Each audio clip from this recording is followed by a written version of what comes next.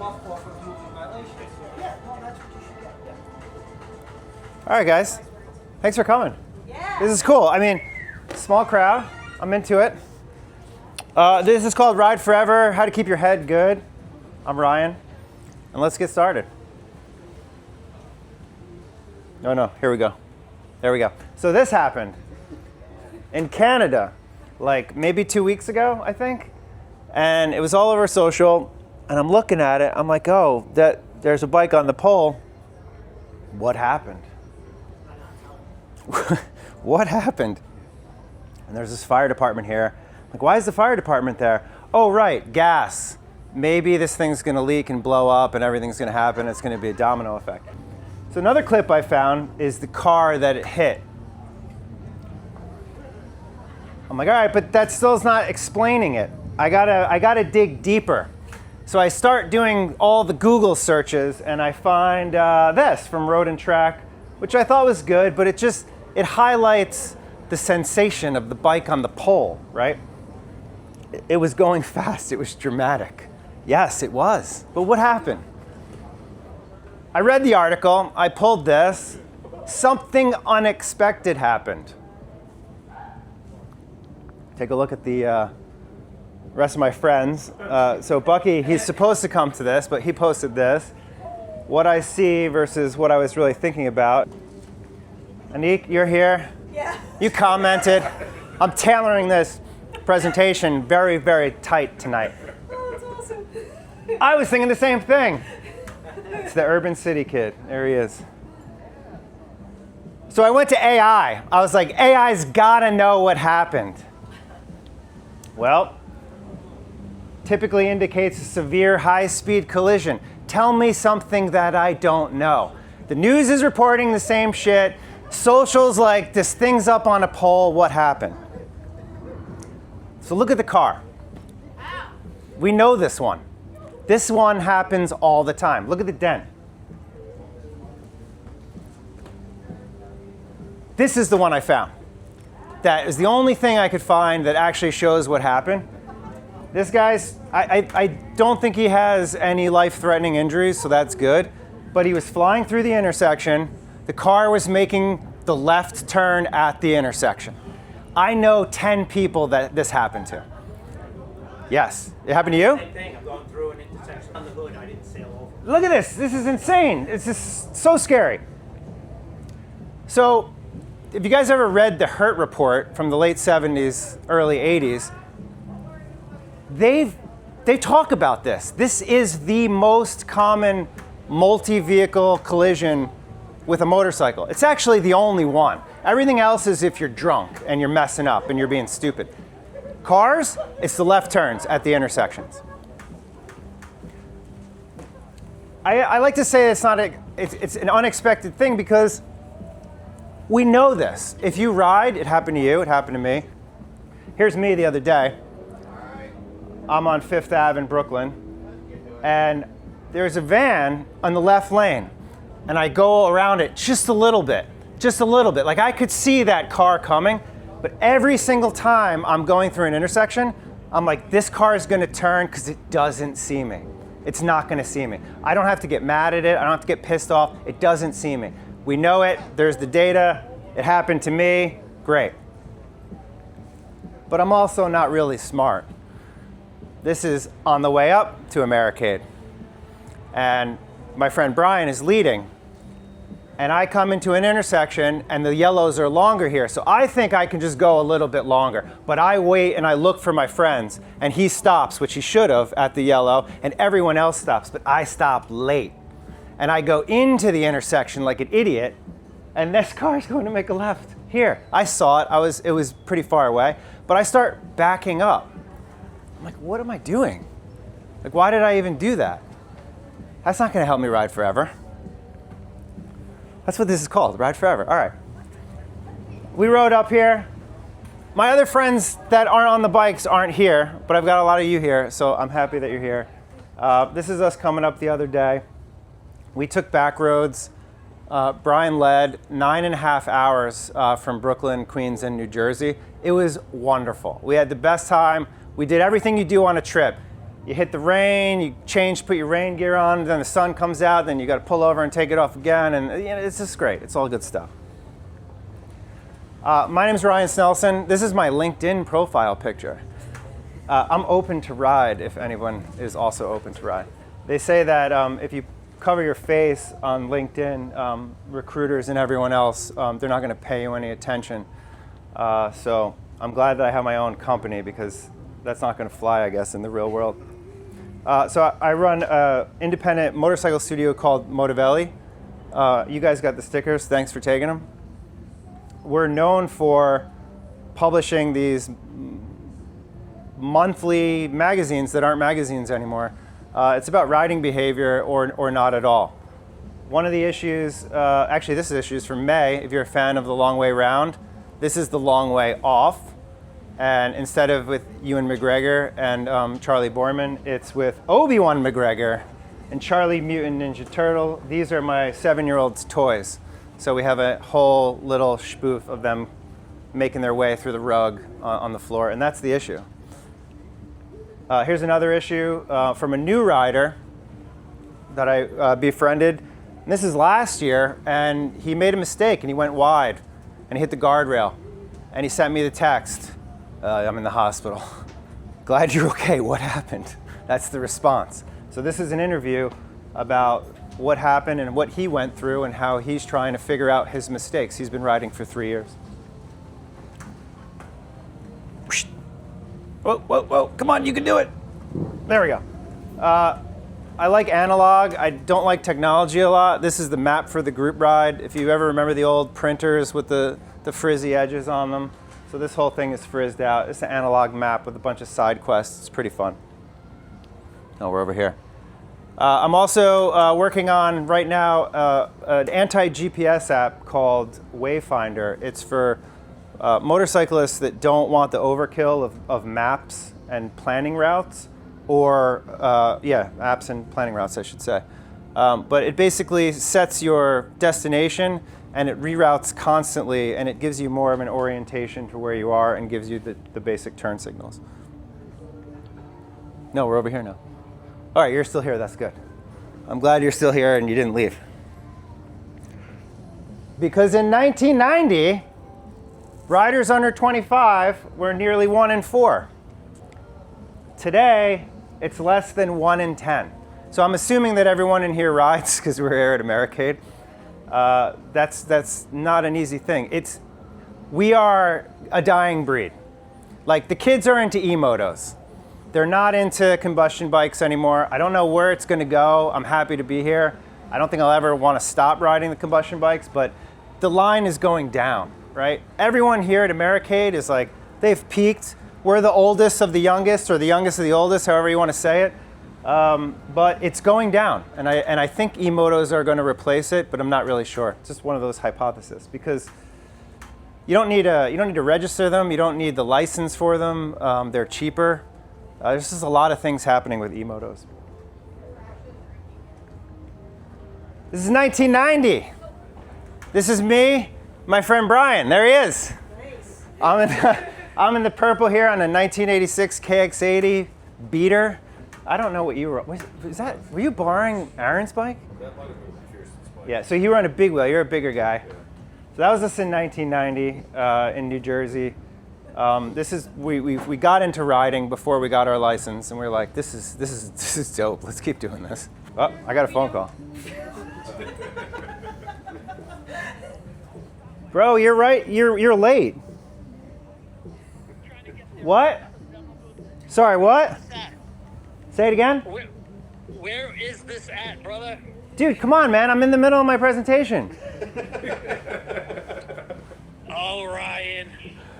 Go by the bathrooms. Where, like inside the white building? No, yeah, but there's a tent outside. There's a tent outside? You'll find it. Just keep going. All right. You missed all your spots, man. Your shout outs and everything. Bye. All right. 1990. Great. As a kid, you try things, you mess up, but there comes a point where you got to figure out, like, do I want to ride more, or do I want to keep messing up and not really ride much? And that's a very subjective question that actually I don't have the answer to, and I'm actually not an expert on how to ride forever. I just want to give this to you guys so you could think about it, because maybe you think about things in a similar way. But this is 2026. 2026, it's a far year. We did it. We're riding. We're on our way. So I've been licensed for 27 years. I've learned a lot of stuff. I'm still trying to learn. I think I don't know what I'm doing, but also I think I'm very capable, which is a really weird spot to be when you ride. So I thought, well, maybe I could go back to the internet and figure out how to ride forever and see what the internet says. Pair impeccable mechanical maintenance with strict riding discipline. Ugh. I suck at mechanical stuff these days. I don't want to deal with it. I used to mess around with pistons on two-stroke, but that's about it. For me, it's oil change, tires, put some stickers on it and keep it clean. I don't really want to mess with the mechanical part. And I don't think you have to ride forever. I mean, if you do wrench, I think that's also a bonus, but I think it's a little bit different for everybody. So I asked everybody on social, I said, how long have you been riding, and what are you doing to ride forever? Because I clearly don't know, and I think I know, but I need some clarity from you. And the answers were pretty cool. 33 years, I just keep riding smaller and lighter bikes. It's like, yeah, okay, that's cool, because usually it's the opposite. Usually people go for the bigger bikes, and they go for the more comfort, but he's been doing it for 33 years, and he's going for the lighter stuff. 3 years. This is the friend that got in that accident. And he's learning. He's like, ride like everyone is trying to kill you. Assume people are going to cut you off. And I love that, because I say that all the time. I see so many videos, especially on TikTok and Instagram and YouTube, of people getting mad at car drivers and smashing their mirrors for cutting them off, but they didn't see them. But we're not seen. We got to ride like we're not seen. That's a good start.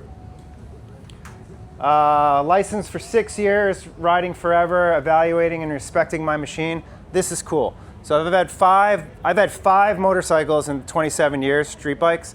I have a 2015 FZ09. It's about 10 years old now. It took me 3 years to understand this machine because I thought it was trying to kill me. It's such a fast, torquey machine that I had to evaluate it and respect it. I really had to take my time with it and roll the throttle a lot easier instead of just gunning it and thinking it was a different type of machine. I had never ridden a triple before. The timing was a lot different. So that was there. That was in my head. Looking twice, 3 times, I think that's good. I tell my kid all the time, look both ways. Yeah, but did you look again? Got my license in 1998, so about the same time us. 22 years, I may not put down a lot of miles, but continuing to ride is non-negotiable. So every time I ask people about it, they say they want to ride forever, but they really aren't sure how to do it and what that even means, and I still don't. So I'm not landing this plane, just so you guys know. We're going to keep going with this for a little bit, but I do have some theories. Had my moto license 22 years. I intend to ride till my body can't. I love that. I really do. I love that. It's like whatever you can do, whatever you need to do to keep going, you try your best.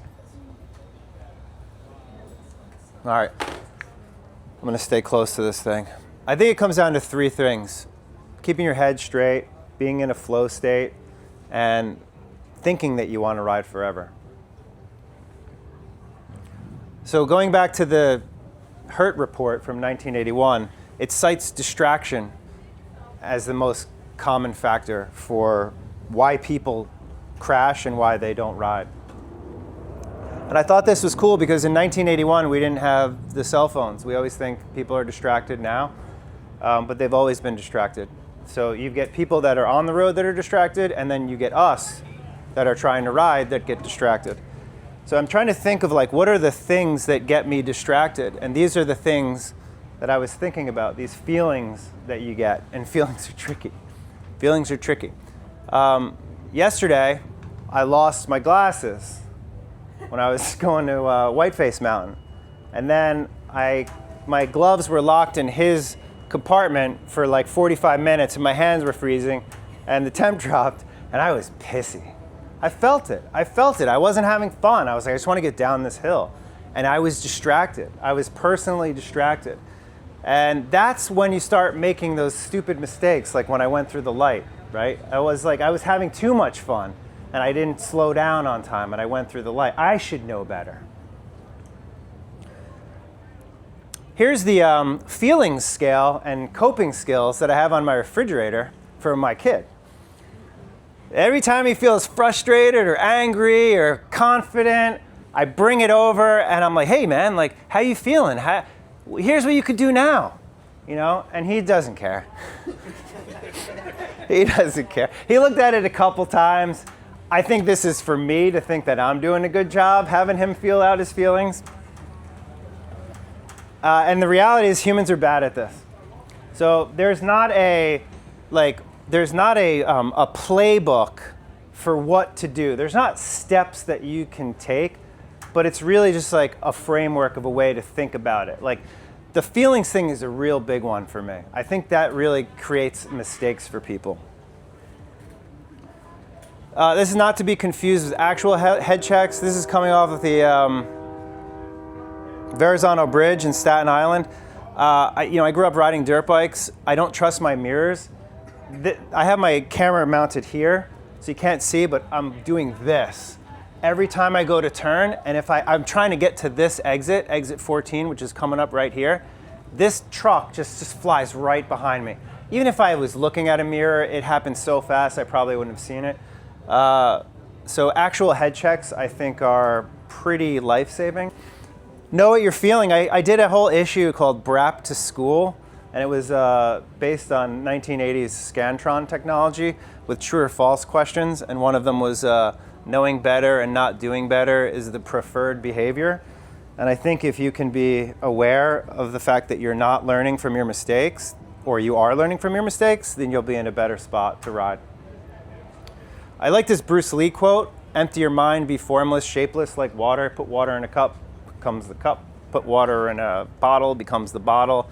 You can flow or it can crash. It depends on where you channel it, right? It's like, that's such a good way to think about riding. In flow states. Flow states, also known as being in the zone, a sense of control or a distorted sense of time. When you're riding and you get in that zone, you tune out, but you're so right there. And it's something that you can't really describe to people, you just have to do it. I made a chart that I thought helped for people to think about how they are better at time. When you start out, you're kind of an idiot, I think. And over time, you're less of an idiot. Pretty basic. But that might be too strong, so I dialed it down a little bit. When you start, you don't have that much good skill, but you have some skill, and you go up and down a little bit, but over time, you get more skill. I think this is important when you're early on learning, because you mess up a lot and you try to learn from it. But over time, you get a little bit more skillful. Oh, that's idiot. We're going to go back out of that one. Surfers are good at these flow states, but they get real cocky when they're filmed, and then they crash. So you got to not ride for the camera. You got to figure out, yeah, you're doing good. Don't mess it up. That's what I did with the light. I went right through it. I was like, what am I doing? I got to get back in the game. I think the flow state happened for me yesterday when we got to Whiteface, when we were going up and down. And I said this to Anik last night, actually, in a different context, but I said, is this as good as it gets for riding? Does it get better after you get to these flow states and you get in the zone? Does it get better? I don't know. I think it's just you want more of it. You want more of it, right? Where it just becomes simple, it becomes easy. You feel like you're connected to everything. And then lastly, the ride forever mindset is not trying to die. I think the death thing is real. I know a lot of people didn't make it or got close to it.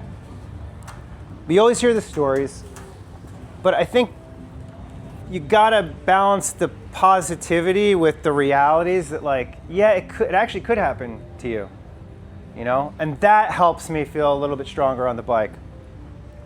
I like to just say, don't be dead. I saw this post, not this post, this is all my noise, but this is on LinkedIn too. I don't know, LinkedIn's killing it lately on motorcycle stuff. The greatest thing an old biker can teach a young biker is how to become an old biker. And I thought this was great. Like, look at this picture, like, you know, then and now. Who knows if it's AI, but I liked it. I was like, I'm putting that in the slide. Don't be dead. I say it a lot.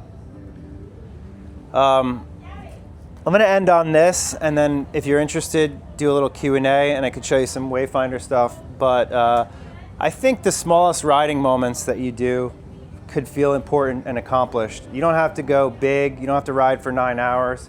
You could ride down the street, just getting on the bike all the time, trying not to die, enjoying yourself. It's those little moments for me that keeps me riding. 27 in, I want to do another 50 if I can. Who knows what it's going to look like? Thank you. That's pretty much, in a nutshell, the whole thing.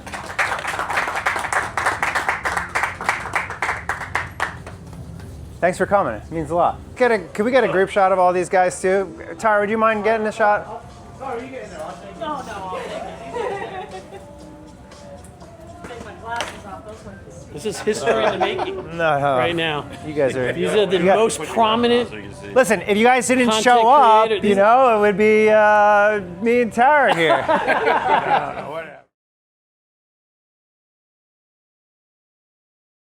We just left Americade. Well, we left Americade at 9:30. It's 1:30 now. We've been doing a lot of highway burns. We did our third stop for fueling and snacks, taking off thermals, things like that. But I wanted to share the Americade presentation that I gave. It's called Ride Forever, How to Keep Your Head Good. So check it out.